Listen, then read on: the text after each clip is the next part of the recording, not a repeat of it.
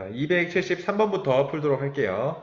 273번 보면은 표는 우리 주변의 안전장치를 나타낸 것이다 라고 했죠. 그래서 가 같은 경우는 헬멧, 나 같은 경우는 안전띠, 다는 공기충전 포장재라고 되어 있는데 이 중에서 I는 FT, 안전장치 하면은 대부분 접촉 시간을 늘려서 그만큼 받는 힘을 줄이는 이런 원리를 이용한 예시들이 많죠. 이거에 해당하는 게 다.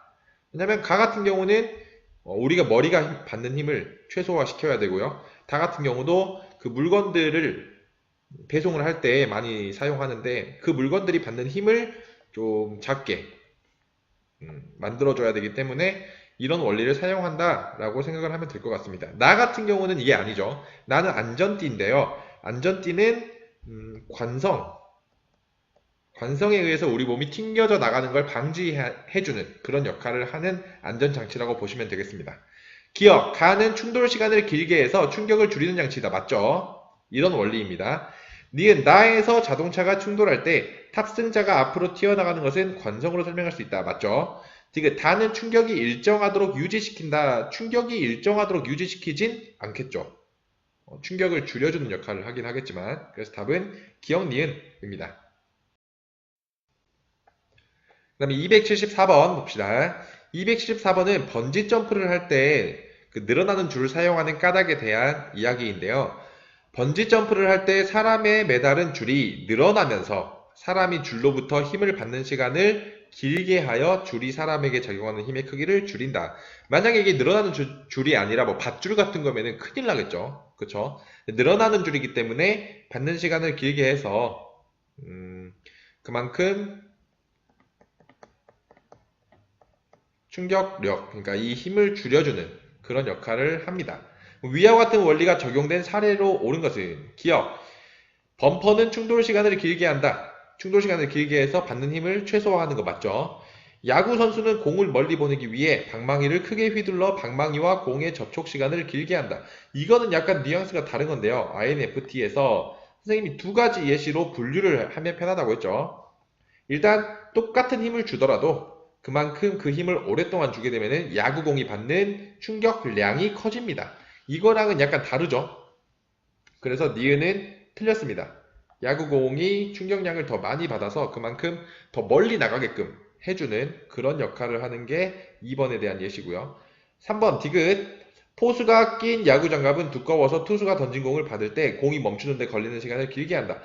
포수는 굉장히 많은 공을 받아야 하기 때문에 손에 힘이 굉장히 적게 작용이 돼야 됩니다. 그래야 안 아프겠죠. 그래서 포수가 쓰는 글러브들은 일반 글러브에 비해서 훨씬 쿠션감이 더해요. 그래서 공이 멈추는 데 걸리는 시간을 길게 한다. 맞죠? 그래서 답은 기억 디귿입니다.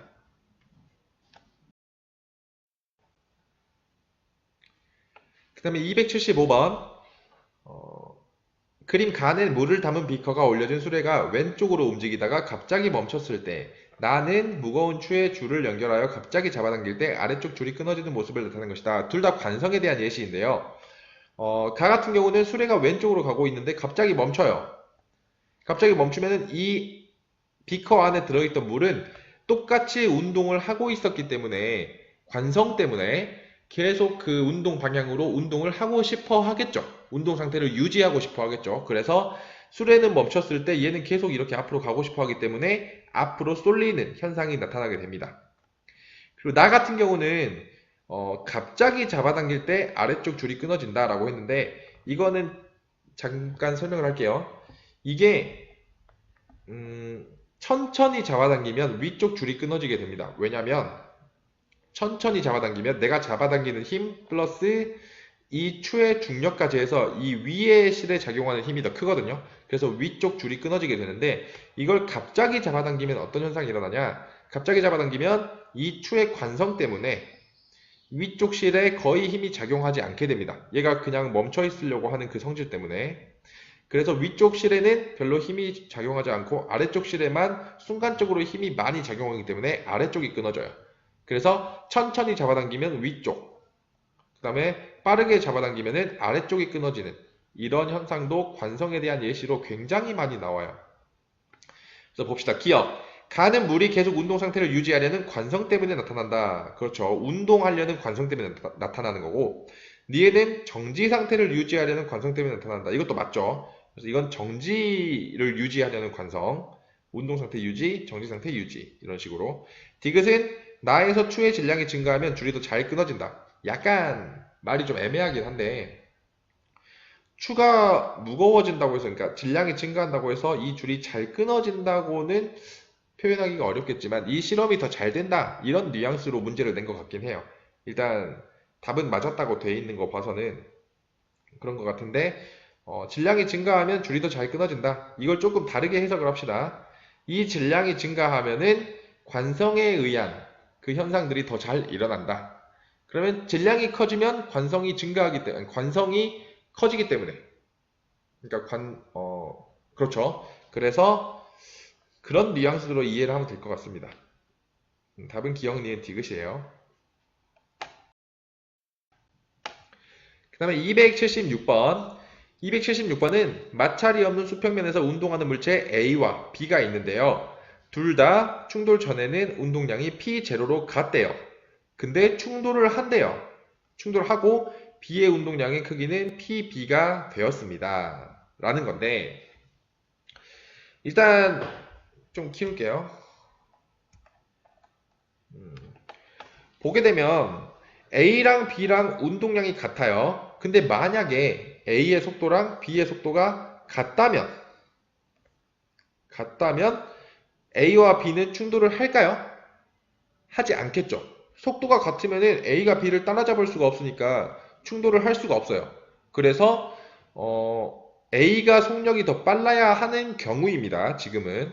하지만 운동량이 같다고 나와 있기 때문에 운동량은 우리가 질량 곱하기 속도로 표현을 하잖아요. 그래서 이거를 질량, 색깔이 좀 안 보이네요. 다른 걸로 합시다. A의 질량, B의 질량이라고 표현을 했을 때 A의 질량 곱하기 A의 속력하면은 이 운동량이 나와야 해요. 마찬가지로 B의 질량 곱하기 B의 속력하면 이 운동량이 나와야 되는데 이 운동량의 크기가 같습니다. 그러면 이 값도 같아야겠죠. 근데 A는 속도가 빨라야 돼. B는 속력이 느려야 돼요. 그러려면은 상대적으로 A의 질량은 작아야겠죠. B의 질량은 커야 됩니다. 그래야지만 운동량이 같으면서 얘가 속력이 빠를 수가 있는 거죠. 그래서 질량은 A가 B보다 크다. 틀렸습니다. 질량은 A가 B보다 작죠. 이해되셨나요? 그 다음에 니은 A의 속력은 충돌 전이 충돌 후보다 크다. 일단 A는 운동량을 오른쪽으로 갖고 있었는데 충돌 후에도 운동량을 오른쪽으로 갖고 있네요. 하지만 A를 봤을 때 이렇게 운동을 하고 있었습니다. 하지만 힘은 어디로 받았냐면은 A가 B를 밀었겠죠? B도 A를 밀었겠죠? 힘은 이쪽으로 받았어요. 그러면은 운동 방향과 반대 방향으로 힘, 그리고 충격량을 받았기 때문에 A는 이 속력이 줄어들었을 것이다 라고 우리는 유추를 할 수 있겠죠. 그래서 A의 속력은 충돌 전이 충돌 후보다 크다. 맞죠? 전이 더 커야 됩니다. 충돌 후에는 줄어들었을 테니까. 디귿 A와 B의 충돌 과정에서 A가 B로부터 받은 충격량의 크기는 PB 플러스 P0이다. 이거 한번 볼게요. B라는 애는 처음에 운동량이 P0였어요. 근데 나중에 충돌 후에 운동량이 PB가 됐죠. 충돌 전, 충돌 후. 그럼 운동량의 변화량을 봅시다. 운동량의 변화량. P0에서 PB로 운동량이 변했어요. 그럼 이때 우리가 변화량을 구하는 방법은 나중 운동량에서 처음 운동량을 빼면 되겠죠. PB에서 P0를 빼면은 이게 운동량의 변화량이다. 다시 말하면 충격량이다 라고 우리는 풀 수 있습니다. 그래서 A가 B로부터 받은 충격량의 크기는 PB-P0입니다. 그쵸? 그래서 얘는 틀렸네요. 선생님, A가 B로부터 받은 건데 왜 B로 푸나요? A가 받은 충격량이나 B가 받은 충격량이나 똑같아요. 이거에 대해서는 우리가 전 시간에도 다뤘죠.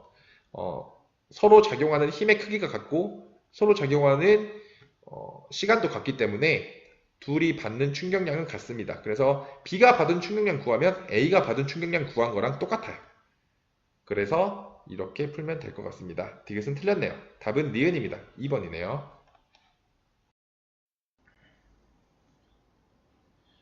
277번입니다. 그림을 보면은 A라는 학생과 B라는 학생이 빨대에다가 발사체를 놓고 입으로 불고 있는 상황인데 힘은 거의 비슷하게 작용을 하고 있습니다. 그렇죠. A라는 학생과 B라는 학생이 비슷한 크기의 힘으로, 똑같은 크기의 힘으로 이 발사체를 미는데 A는 발사체를 빨대 입구에다가 두고 밀었어요. 그러면은 이 발사체는 여기까지 이동하는 동안 계속 힘을 받을 거기 때문에 걸린 시간, 힘이 작용한 시간이 비교적 길 겁니다. 그리고 B 같은 경우는 여기다 놓고 불었기 때문에 이 정도만 이동하면 되겠죠. 그래서 힘이 작용한 시간이 비교적 짧겠죠. 그래서 F 곱하기 델타 T, 그러니까 힘 곱하기 힘이 작용한 시간, 이 값이 A가 더 크게 됩니다. 그럼 F 곱하기 T는 충격량이니까 충격량이 비교적 얘는 크고요. 얘는 충격량이 비교적 작네요. 그리고 충격량이 크다는 소리는 운동량의 변화량이 크다는 소리죠. 일단 기억, 니은, 디귿으로 봅시다. 기억. A가 작용한 힘을 나타내는 것은 Q이다. A는 오랫동안 힘이 작용했기 때문에 시간이 오래 걸린 이 Q가 맞겠네요. 그래서 기억은 맞고요. 니은, 발사체가 빨대를 빠져나오는 순간의 운동량의 크기는 A가 불었을 때가 B가 불었을 때보다 작다. A가 불었을 때는 받은 충격량이 굉장히 커요. 그럼 충격량이 크다는 소리는 운동량의 변화가 크다는 소리죠. 그럼 처음에 둘 다 정지 상태였는데 얘는 충격량을 많이 받아서 운동량이 커지는 거고 B는 운동량이 작게끔 형성이 돼서 나오겠죠. 그래서 A가 B보다 크다라고 해야 맞습니다. 틀렸죠. 디귿, 발사체가 힘을 받는 순간부터 빨대를 빠져나올 때까지 발사체가 받은 충격량의 크기는 A가 B보다 크다. 맞죠? 그래서 답이 기억 디귿입니다. 278번. 그림 가는 질량 M인 물체가 속도 V로 벽의 수직으로 충돌시켰을 때 V의 속력으로 튕겨나온 모습을 나는 마찬가지로 질량 M인 물체를 V라는 속력으로 벽에 접근시켰는데 벽에 부딪혀서 정지한 모습을 나타낸 것입니다. A라는 애는 뭔가 탄성이 커서 탱탱볼 같은 그런 물체겠죠. 부딪히고 다시 튕겨 나오는데 B 같은 경우는 찰흙 같은 경우, 그러니까 벽에 부딪혀서 바로 붙어버렸죠. 그럼 이 두 경우에 대한 해석이 어떻게 되냐 이런 걸 물어보는 것 같은데 일단 먼저 문제를 다 풀어보고 분석해보고 그 다음에 기억, 니은, 디귿을 보도록 합시다. A는 처음에 가지고 있던 운동량이 플러스 방향으로 MV만큼의 운동량을 가지고 있어요. 근데 충돌하고 나서 보니까 반대 방향으로 질량 M이고요. 속력 V죠. 이렇게 운동량을 가지게 됩니다. 그러면 이때 운동량의 변화는 우리가 몇이라고 할 수 있을까요? 그렇죠. EMV. 이만큼 변했다. 방향은 따지지 않고 운동량의 변화량이 EMV다 라는 걸 우리가 알 수 있겠죠. 나 같은 경우는 플러스 방향으로 MV라는 운동량을 가지고 있었는데요. 여기서 정지를 해버렸네. 정지를 했다는 소리는 운동량이 0이 됐다는 소리예요. 그래서 MV에서 0이 됐습니다. 운동량의 변화량은 MV죠. 이 운동량의 변화량이 곧 충격량이다 라고 할 수 있겠네요. 기억, 충돌 전후 A의 운동량의 변화량의 크기는 0이 아니라 EMV입니다. 충돌 전후 B의 운동량 변화량의 크기는 MV이다. 맞죠? 디귿, 충돌 시 벽이 받은 충격량의 크기는 가에서와 나에서가 같다. 틀렸죠? 가가 더 큽니다. 답은 니은.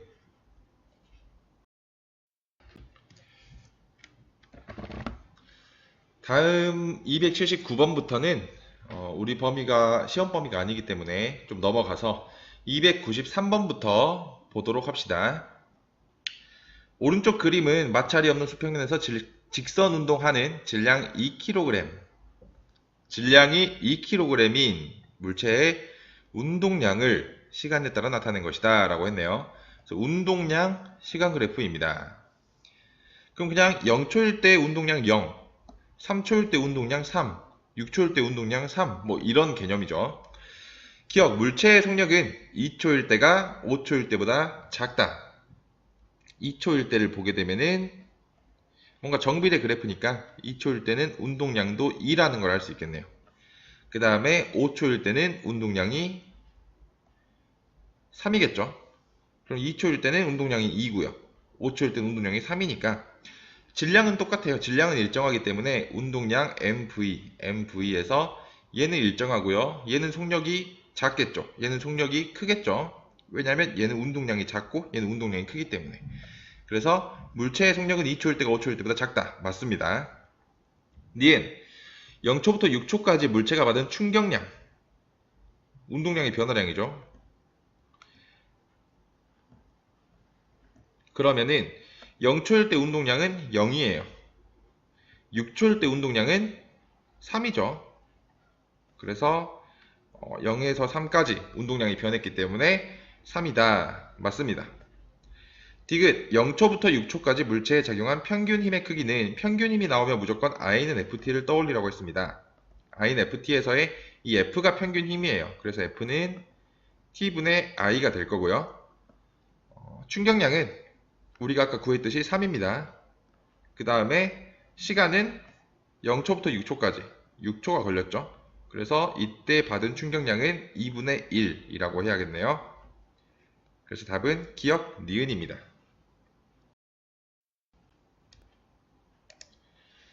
294번입니다. 294번은 A라는 사람이 6m/s로 가고 있었는데 B라는 선수가 2m/s로 가고 있었어요. 그리고 A라는 선수는 질량이 60, B라는 선수는 질량이 40이죠. 이렇게 가고 있는데 A가 B를 따라잡겠죠. 6m/s고 2m/s니까 따라잡을 텐데 따라잡은 후에 밀었대요. 2초일 때요. 그래서 이 2초를 기준으로 B의 속력이 변하게 됩니다. A가 밀었기 때문에. 그러면 A라는 애는 처음에 운동량이 플러스 방향으로 360이죠. 질량 곱하기 속도 하면은. B라는 선수는 운동량이 플러스 80이에요. 충돌 전. 근데 2초 후에 A가 B를 밀고 나서 2m/s에서 B의 속력이 몇으로 변했냐면은 5m/s로 변했습니다. 그러면 밀고 난 후에 운동량을 보게 되면은 B는 질량 곱하기 속력 하면 몇이에요? 플러스 방향으로 200이죠. 이렇게 했을 때 B는 운동량이 얼만큼 변했냐면은 120만큼 변했다는 걸 우리가 알 수 있겠죠. 그럼 B가 받은 충격량이 120이다 라는 소리고 B가 충격량을 120 받았으면 A도 충격량을 120만큼 받아야 돼요. 우리가 상호간에 충돌할 때 작용하는 그 힘이랑 시간이 똑같다고 선생님이 저번에 말했기 때문에 A가 받은 충격량이 120이면 B가 받은 충격량도 120이다 라는 건 여러분들이 알 겁니다. 이제 그래서 얘가 120이 바뀌었으면 얘도 120이 바뀌어야 돼요. 하지만 얘는 이제 플러스 방향으로 바뀌었기 때문에 A는 마이너스 방향으로 운동량이 바뀌어야 되는 거죠. 그럼 360에서 120만큼 마이너스 방향으로 바뀌게 되면은 몇이 되냐면 플러스 방향으로 240이 되겠죠. 여기까지 이해가 됐나요? 그랬을 때 200이라는 운동량은 지금 B라는 애의 질량이 40이에요. 그럼 40 곱하기 몇이 돼야지 200이 될까요? 그쵸, 5가 돼야 됩니다. 그래서 B의 나중 속도는 5라는 거를 우리가 확인을 한 거죠. 이렇게 됐을 때 A는 운동량이 240인데 질량이 60이래요. 그럼 속력이 몇이 돼야 될까요? 그렇죠, 4가 돼야 됩니다. 4라는 속력을 가져야 운동량이 240이 된다는 소리겠죠. 그럼 디귿 밀고 난 후 A의 속력은 3이 아니라 4입니다. 일단 디귿은 틀렸고요. 디귿 밀면서 받은 충격량의 크기는 A가 B보다 작다. 충격량은 똑같습니다. A가 B한테 작용한 충격량이 있으면 B도 A한테 작용한 충격량이 있을 텐데 그 둘의 충격량은 항상 같은 값이에요. 밀기 전후 B의 운동량의 변화량의 크기는 120이다. 120만큼 바뀌었죠. 그래서 니은이 답이네요.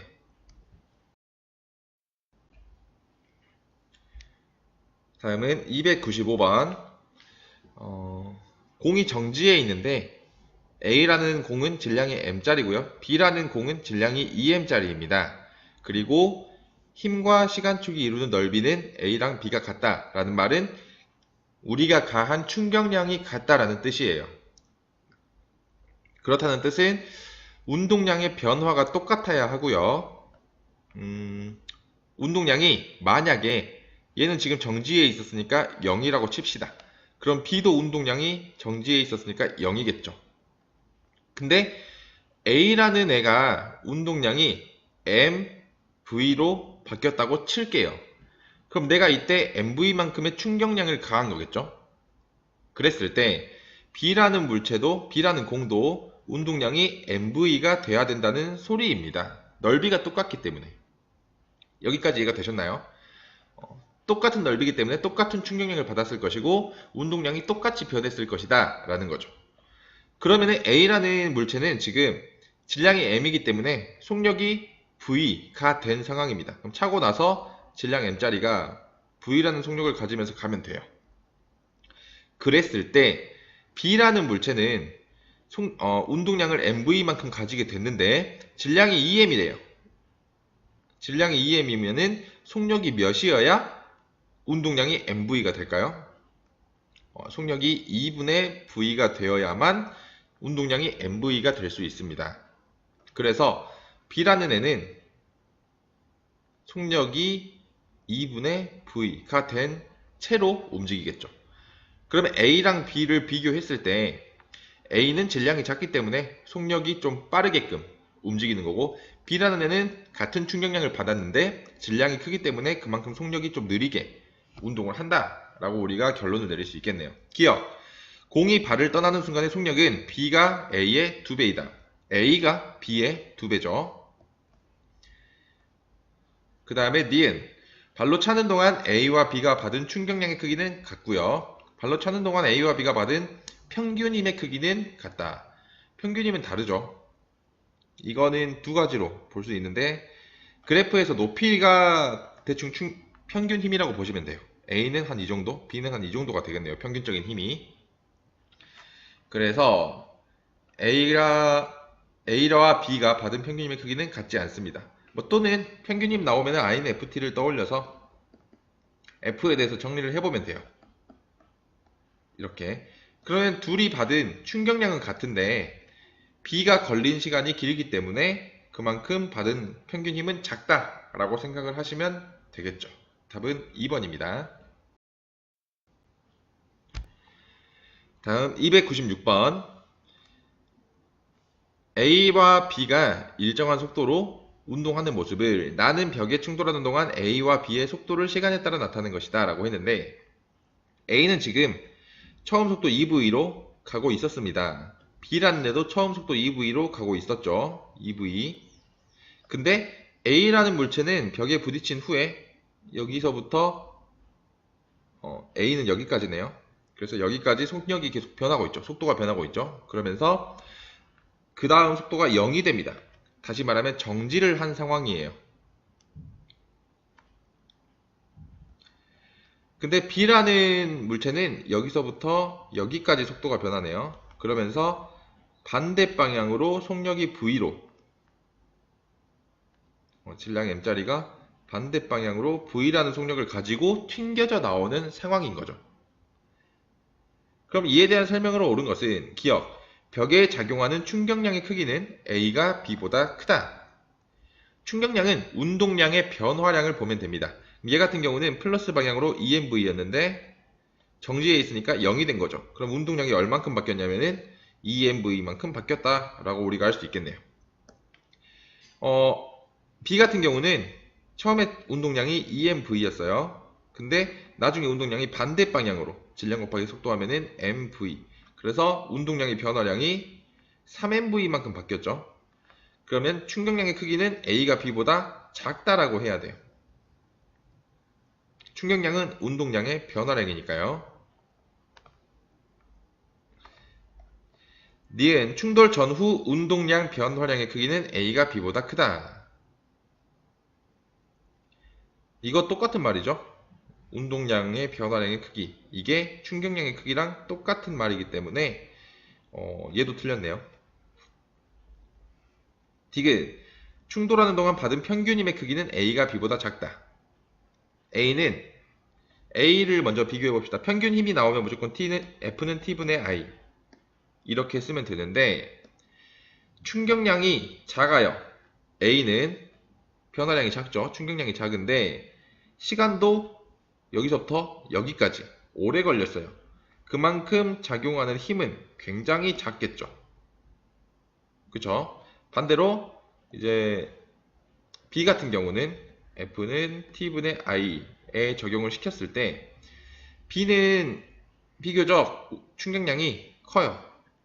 근데 걸린 시간도 여기서부터 여기까지밖에 안 걸렸어. A보다는 훨씬 짧죠. 그러다 보니까 받은 힘이 좀 크겠죠. 충돌하는 동안 받은 평균 힘의 크기는 A가 B보다 작다가 맞습니다. 답은 디귿이네요.